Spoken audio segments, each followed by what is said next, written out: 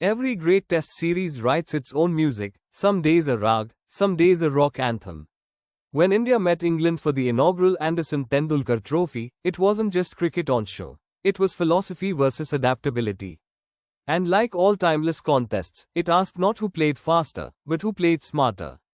First test Headingley, Leeds, England won by 5 wickets. India began like a symphony in full flow, Jaiswal, Gill, Pant, each finding their rhythm. But somewhere between crescendo and finale, the orchestra lost its conductor. A mighty 4-3 thirds became 471 all out, the tailors hurried as a student late for an exam.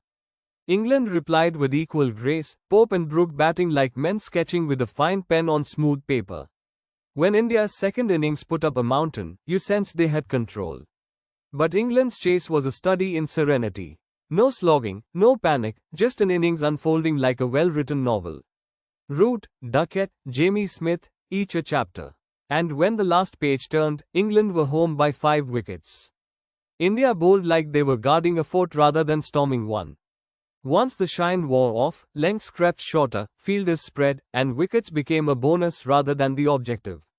England never had to take a wild risk. Root, Duckett, Jamie Smith just waited for the bad ball, and it came often enough. This is where India must ask, on good pitches overseas, are they willing to pitch it up and live with being driven? Because without that courage, even world-class seamers start looking human. England, on the other hand, found a gear between buzzball and boycott ball, positive intent without excess bravado. They let the game come to them, a style they will need in the Ashes where Australia's attack won't give as many freebies. Second test Edgbaston, Birmingham, India won by 336 runs. This was Shubman Gill at his most imperious, a double century of such stillness it seemed the ball came to him with a bow. Add a century in the second innings, and the young man turned Edgbaston into his personal gallery. England had a Brooke-Smith stand of 303 that sparkled like champagne in a losing cause, but once India's seamers found a fuller length, the collapse was swift and brutal. India's seamers rediscovered their old method, fuller, straighter, hitting pads and edges. The second new ball wasn't wasted in defensive lines, it was used like a scalpel. England's top order tried to impose themselves early but never earned the right to play strokes.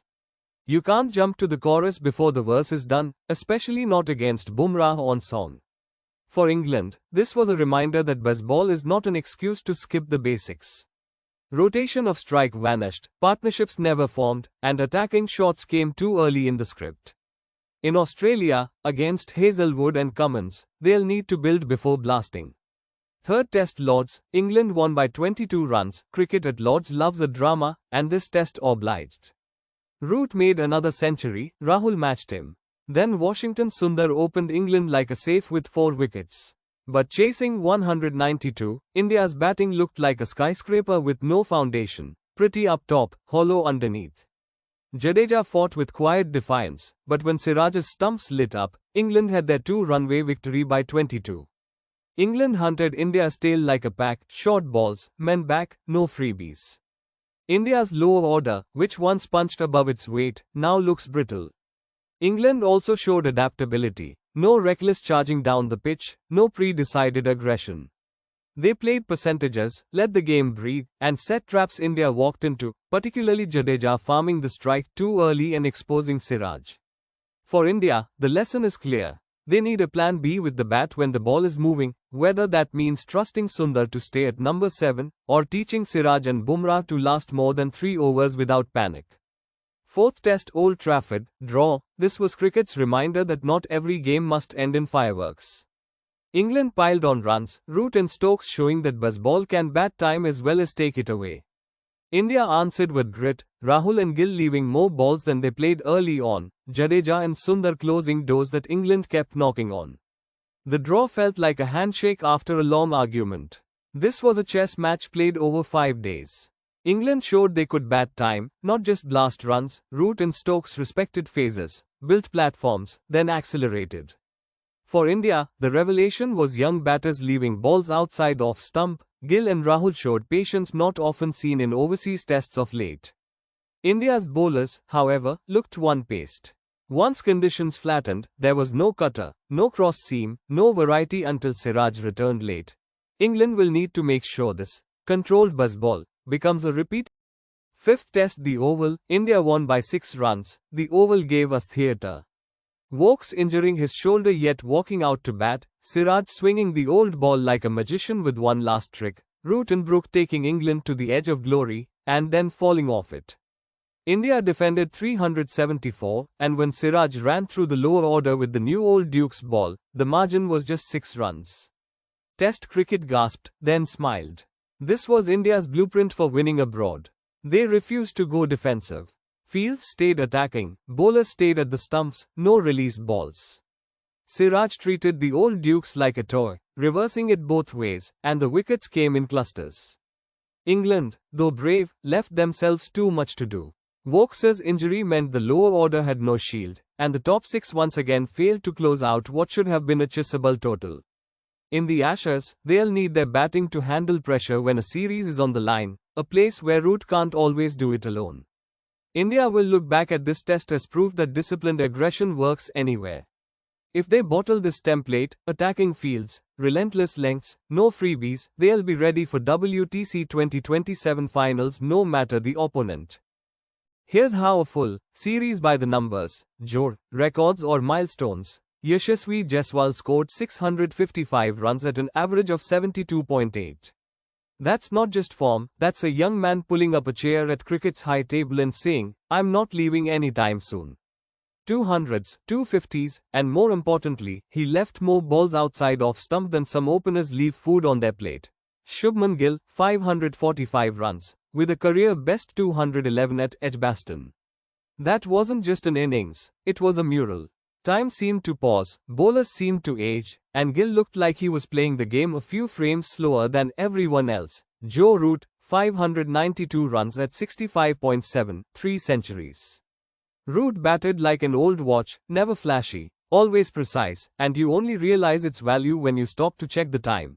Harry Brook, 432 runs at 48, and a strike rate of 71.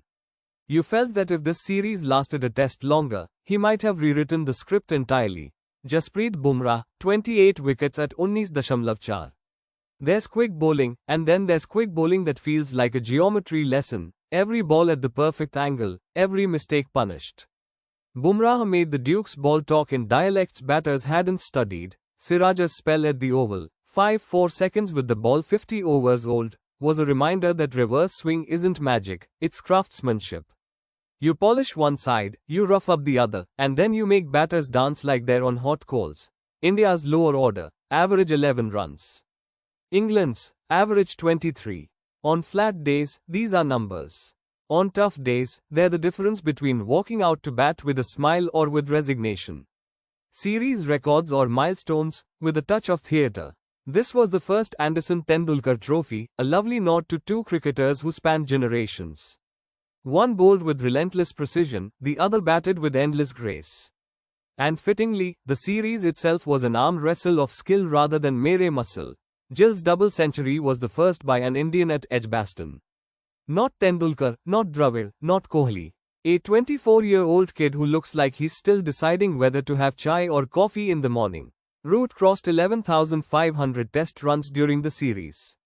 You could argue he's England's most consistent batter since Cook, but Root makes you forget the numbers, because you're too busy admiring the cover drives. Bumrah became the fastest Indian pacer to reach 150 test wickets in just 34 matches.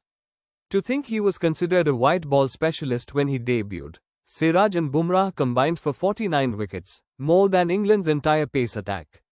If ever there was a lesson in hunting as a pack, this was it. Chris Wokes played his 50th test but will remember it for his batting more than his bowling, batting with one shoulder and twice the courage.